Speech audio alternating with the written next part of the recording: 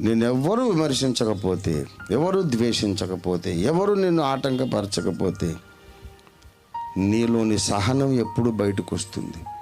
నీలోని ప్రేమ, క్షమాపణ ఎలా బయటకు వస్తుంది? దేవుడు చేసిన ప్రతి పని మంచిది. దేవునికి స్తోత్రం కలుగును గాక.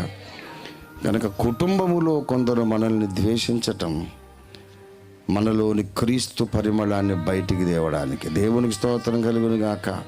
మన ఊర్లో కొంతమంది, దేవుని సంఘములో కొంతమంది మనల్ని ద్వేషించటం మనలోని క్రీస్తు పరిమళాన్ని, క్రీస్తు సౌందర్యాన్ని బయటికి తేవడానికి. దేవునికి స్తోత్రం కలుగును గాక.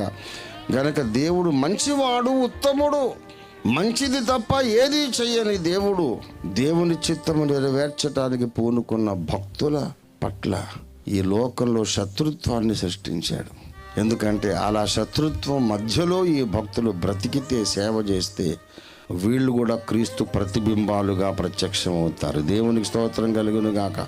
హల్లెలూయా. కాబట్టి దేవుడు ఈ శత్రువులందరినీ పెట్టడం మంచిదా కదా?